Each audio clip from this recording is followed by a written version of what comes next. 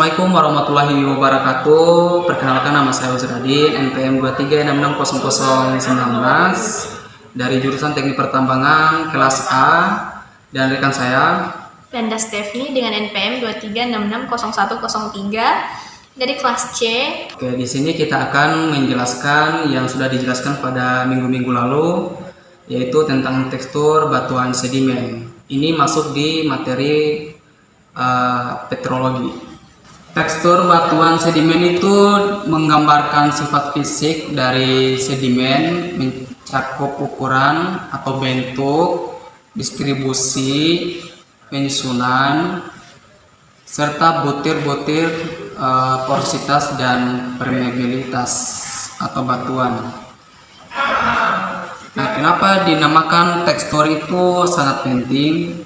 Karena itu dia digunakan untuk menginterpretasi proses dari lingkungan atau pengendapan. Nah, serta mengestimasi sifat aliran fluidanya itu melalui batuan tersebut. Sehingga studi teksturnya itu dimulai dari lapangan dengan bantuan alat seperti lensa tangan, penggaris, dan bagian pembanding ukuran butir, lalu dianalisis lebih detail di laboratorium. Jadi ini maksudnya itu batuan alat seperti lensa tangan ini dia ini kalau kita turun lapangan tanpa menggunakan alat-alat yang saya sudah sebut tadi, kita tidak bisa mengambil hasil data yang kita sudah teliti. Tanpa lensa tangan atau penggaris, kita tidak bisa tahu itu butirnya ada berapa, porositasnya ada berapa, terus bagian pembandingnya itu ada berapa. Tanpa lensa tangan atau penggaris ini kita tidak bisa mengukur. Jadi harus, kalau mau turun lapangan itu harus mempunyai lensa tangan atau penggaris. Nah, terus kita masuk di ukuran butir atau dinamakan grain size. Nah, ukuran butir ini dia itu merupakan dasar utamanya. Karena kenapa? Karena batuan sedimen itu silikastiknya itu skema klasifikasi umumnya itu skema Uden Bedford yang menggunakan skala pi. Nah, terus ada beberapa ukuran butirnya. Dia itu mengandung informasi penting mengenai ukuran butirnya itu. Nah, energi hidrolik lingkungan pengendapan. Dia itu menjelaskan tentang sedimen berbutir kasar. Biasanya ini kayak batuan-batuan seperti kerikil. Kerikil ini kan di mana-mana kita bisa lihat, ada di contohnya kayak ada di pinggir-pinggir jalan, kayak pembukaan jalan baru begitu, atau jalan-jalan yang sudah tidak lagi dipakai gitu. Dan biasanya itu diendapkan di lingkungan energi tinggi seperti sungai deras. Karena kenapa diendapkan di lingkungan energi tinggi atau biasanya kita temukan di sungai deras? Karena dia ini hanya bisa kelihatan di sungai tersebut. Dia itu tidak bisa di daratan atau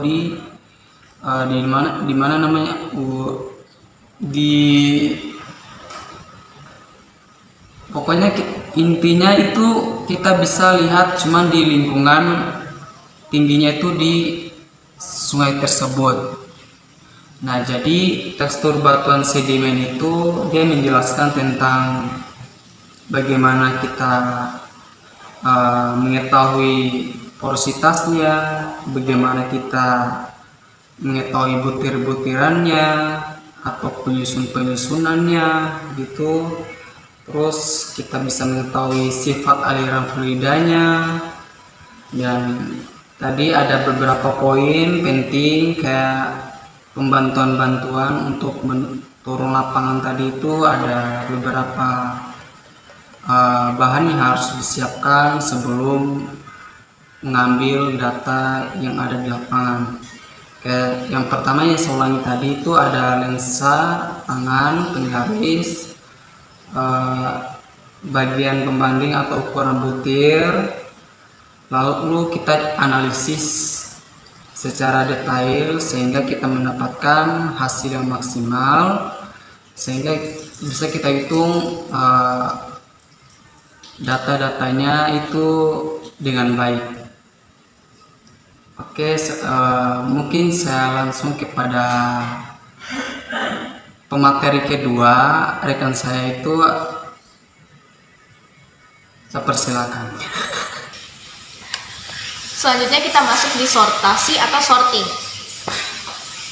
Penyortiran atau sortasi adalah ukuran standar deviasi dari atau sebaran distribusi ukuran butir tentang ukuran rata-rata. Ini dapat diperkirakan di lapangan dari grafik pembanding atau comparator charts. Secara umum, ukuran butir mencerminkan informasi sebagai berikut. Yang pertama, tingkat agitasi dan pengerjaan ulangnya. Periode pengangkutan atau agitasi yang lama mengarah pada penyortiran yang lebih baik, sedangkan pengendapan yang cepat menghasilkan penyortiran yang lebih buruk. Ukuran asli dan pemilahan sortasi bahan sumber. Ukuran butir dari sedimen itu sendiri umumnya lebih sulit disortir daripada pasir. 3 aspek morfologi butir yaitu yang pertama yaitu shape. Shape adalah kenampakan partikel secara 3 dimensi yang berkaitan dengan perbandingan antara ukuran panjang sumbu panjang, sumbu menengah, dan sumbu pendek. Umumnya digunakan untuk ukuran butir kerakal sampai berangkal atau pebble. Hal ini dikarenakan memungkinkan untuk dilakukan pengukuran secara 3 dimensi. Aspek yang kedua yaitu roundness. Roundness atau derajat kebenaran adalah morfologi butir yang berhubungan dengan ketajaman atau kelengkungan pinggir dari sudut suatu partikel sedimen klasik. Aspek yang ketiga yaitu sparity. Sparity adalah derajat suatu butiran untuk mendekati bentuk pola. 2 aspek fabrik atau kemas yaitu orientasi butir dan kemasan butir. Keduanya dapat dihasilkan dari proses pengendapan atau melalui penguburan dan kekuatan tektonik. Kemasan atau fabrik berkaitan dengan pengaturan butiran dalam batuan serta hubungannya dengan matrik. Tinggi rendahnya kelimpahan matrik secara langsung berpengaruh terhadap tingkat kerapatan persinggungan antara butir. Struktur batuan sedimen merupakan kenampakan dalam tubuh batuan dan di antara perlapisan tubuh batuan sedimen yang terbentuk karena proses fisika, kimiawi maupun biologis. Struktur batuan sedimen dari Tucker 1991 terbagi atas erosi, pengendapan, pasca pengendapan, dan biogenik. Struktur erosi yaitu struktur yang terbentuk karena proses erosi oleh aliran fluida dan aliran sedimen sebelum pengendapan di atas bidang perlapisan dan partikel yang menggerus permukaan sedimen. Struktur erosi dibentuk oleh aksi arus erosif yang dipengaruhi oleh beban sedimennya. Struktur erosi biasanya muncul sebagai cetakan di bagian bawah lapisan atau tanda tunggal dan tanda depresi di bagian atas lapisan atau tanda permukaan, serta sebagai gerusan miring atau subplanar melalui unit sedimen. Contohnya, reel marks, furrows, and flood. Kita masuk ke struktur pengendapan.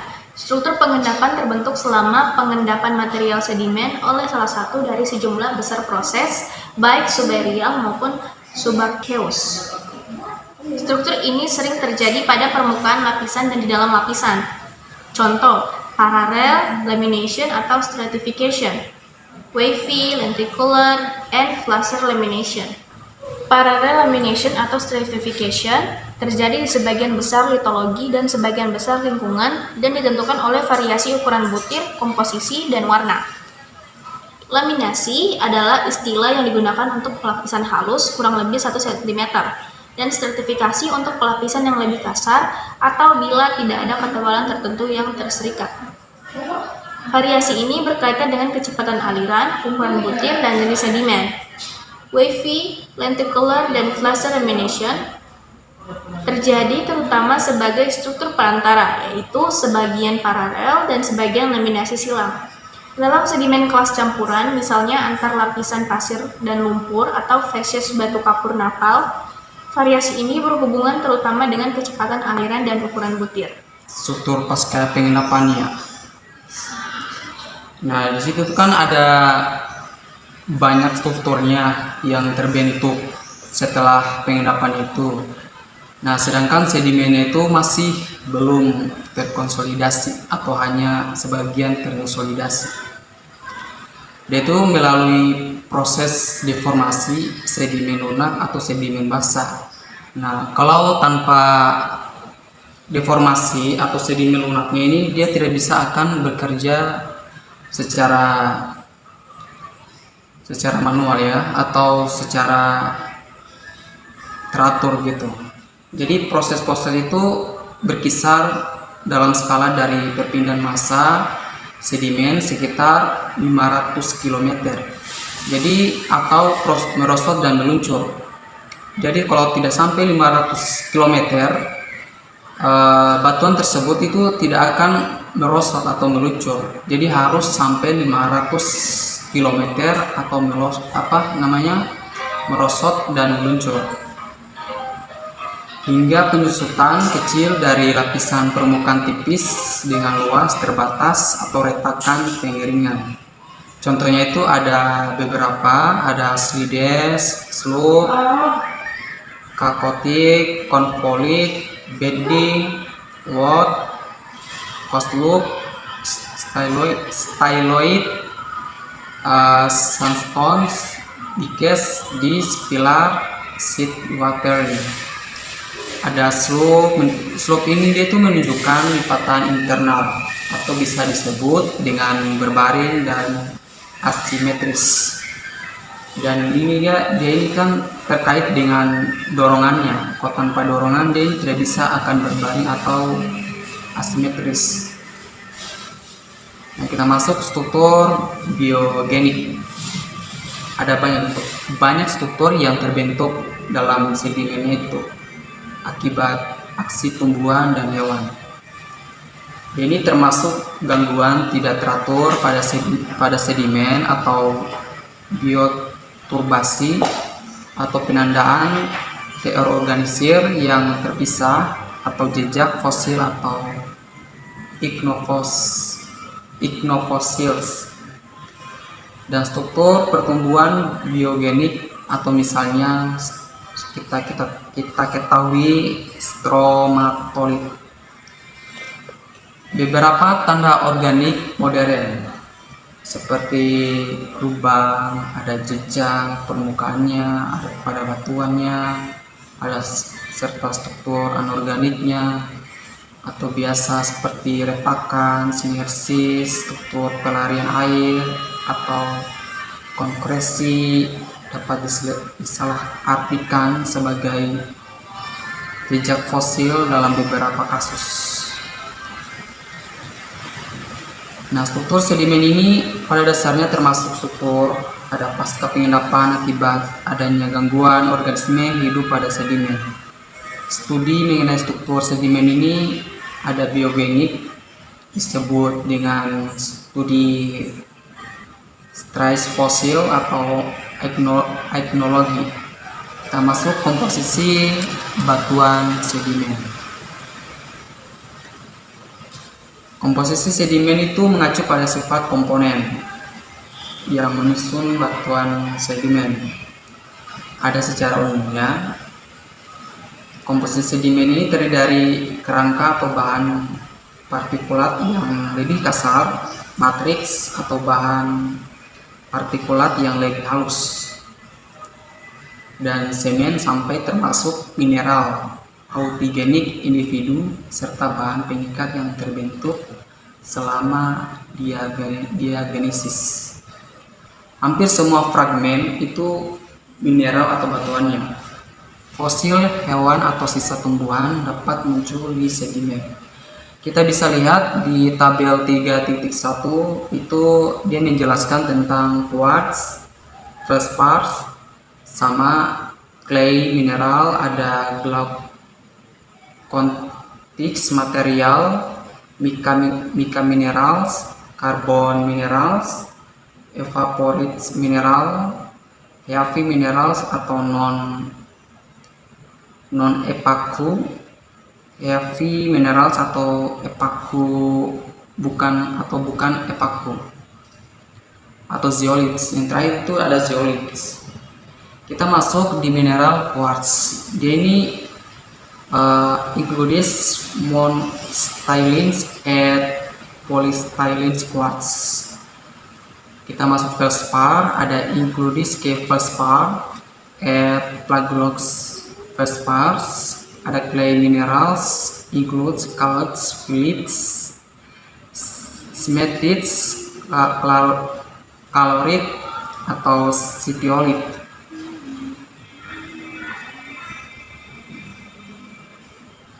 Terus kita masuk di tabel 3.1 atau principal atau components of carbonous sediments and sedimentary rocks atau conglomerates, sandstones, and mud rocks.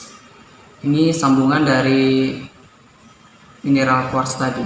Terus kita masuk di poin 13. Dia ini tentang batuan metamorf. Ada 3 referensi.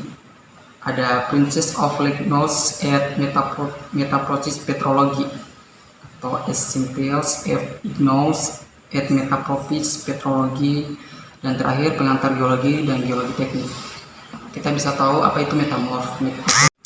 Kita masuk di bagian fluida kimia reaktif lanjutan tadi. Apa itu fluida? Fluida itu cairan utama yang ada di dalam batuan kerak bumi. Fluida itu berperan penting. Ada 2 macam. Yang pertama itu fluida memfasilitasi transfer ion antar mineral dan di dalam mineral. Ini meningkatkan laju terjadinya reaksi metamorf. Meskipun fluida itu tidak serta-merta mengubah hasil suatu proses metamorf. Air mempercepat proses sehingga metamorfisme dapat terjadi dalam jangka waktu yang lebih singkat, atau proses metamorfosis yang mungkin tidak sempat diselesaikan akan selesai. Di poin kedua, fluida itu terutama atau fluida panas, dia ini memiliki konsentrasi unsur terlarut atau biasa disebut ion yang tinggi. Oleh karena itu, merupakan media yang penting untuk memindahkan unsur-unsur tertentu di dalam kerak bumi. Jadi fluida itu tidak hanya memfasilitasi reaksi metamorf dari butiran ke butiran ya, tetapi juga memungkinkan pengangkutan unsur-unsur kimia dari satu tempat ke tempat lainnya. Hal ini tuh sangat penting dalam proses hidrotermal dan pembentukan deposit mineral. Termasuk bagaimana mengklasifikasikan batuan metamorf, proses kompaksi dan kristalisasi mengubah tekstur protolit selama proses metamorfisme. Ada 2 macam, ada kompaksi sama rekristalisasi. Kita masuk dulu di kompaksi. Butiran ini mineral atau berubah menjadi lebih rapat, batuan menjadi lebih padat, porositasnya itu berkurang. Contohnya itu ada lempung, seal, dan slate. Yang kedua, rekristalisasi. Pertumbuhan kristal baru dari mineral asal, tidak ada perubahan komposisi kimia. Orientasi mineral berkembang karena tekanan. Mineral pipih atau melebar seperti muskovit dan biotit itu menunjukkan arah tertentu atau biasa disebut foliasi. Kita masuk tekstur batuan metamorf. Foliasi.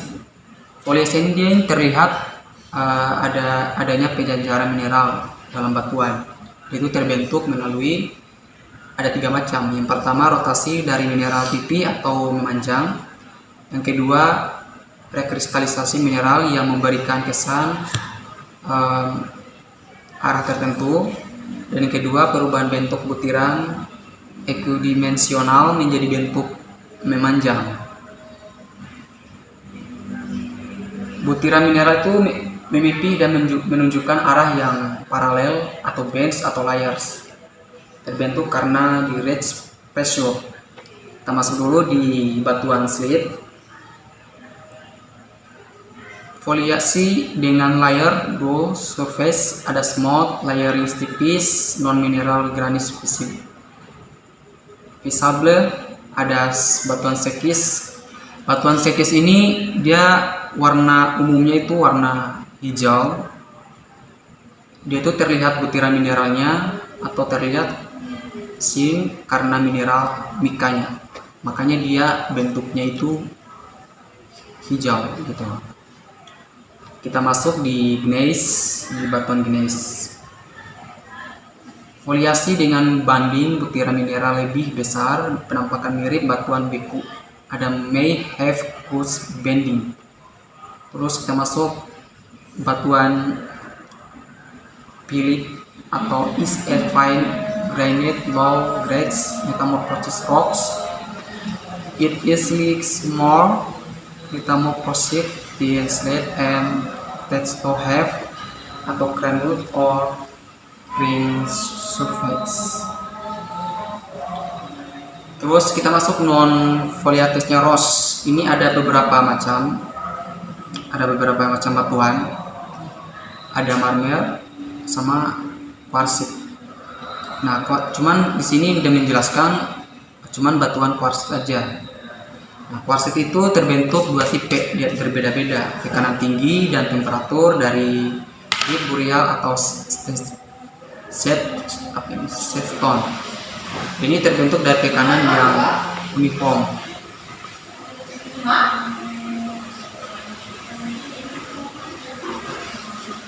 Mungkin itu penjelasan dari materi tentang batuan metamorf. Mungkin dilanjutkan kepada rekan saya. Kita masuk di klasifikasi batuan sedimen. Sedimen siliklastik atau plastik terutama terdiri dari butiran detrial yang berasal dari pelapukan dan erosi batuan yang sudah ada sebelumnya. Contoh batuan ada konglomerat, batu pasir, batu lumpur, dan beberapa paleosol. Sedimen biogenik atau bioklastik atau organik berasal dari sisa-sisa kerangka dan bahan organik lunak dari organisme yang sudah ada sebelumnya dan dari bahan yang telah dibiosintesis. Contoh batuan ada karbonat, beberapa rijang, fosforit, dan batu bara. Sedangkan sebagian besar batu gamping dan dolomit awalnya berasal dari bahan biogenik. Beberapa batu gamping adalah endapan kimia, misalnya olit dan trevartin. Dan sebagian besar dolomit dibentuk oleh perubahan kimia pasca pengendapan karbonat asli. Klasifikasi tidak pernah sempurna. Sedimen kemogenik atau kimia autogenik adalah yang terbentuk dari pengendapan langsung partikel kristal dan larutan garam pekat. Contoh batuan ada evaporit, batu besi atau iron stones, dan sedimen logam lainnya, serta beberapa karbonat dan duricats.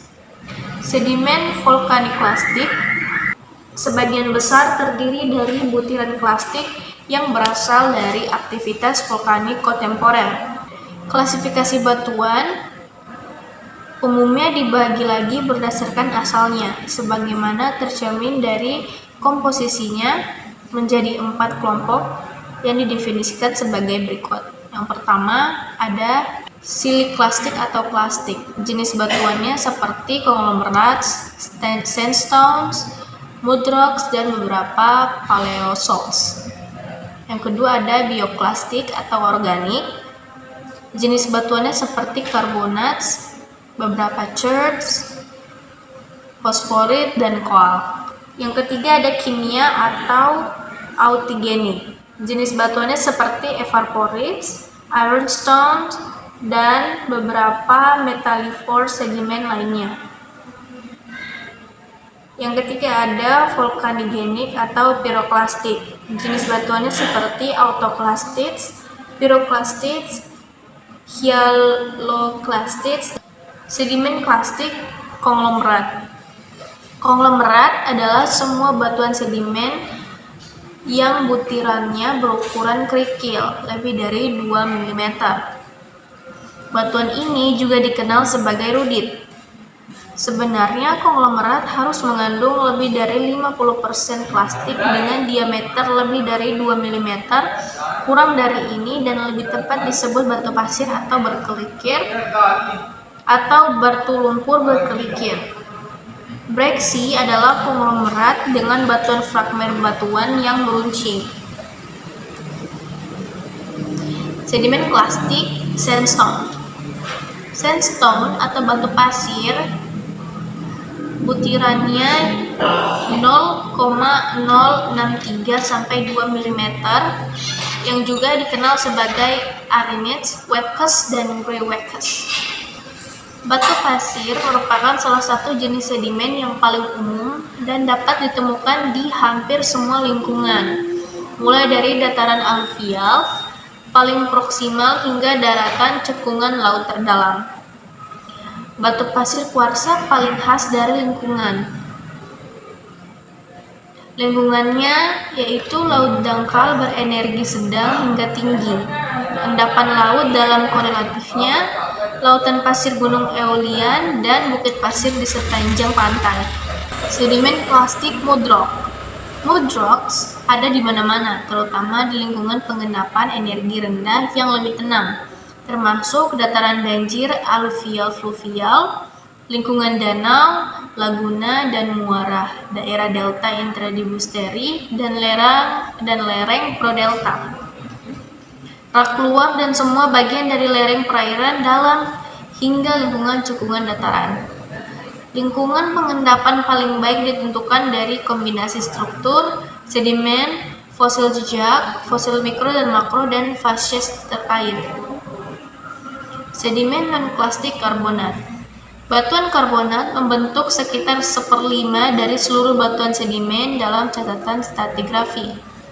Batuan karbonat terdiri dari lebih 50% mineral karbonat, terutama kalsit dan dolomit pada batuan purba, dan kalsit termasuk varietas milogram tinggi dan rendah, dan aragonit dalam sedimen modern.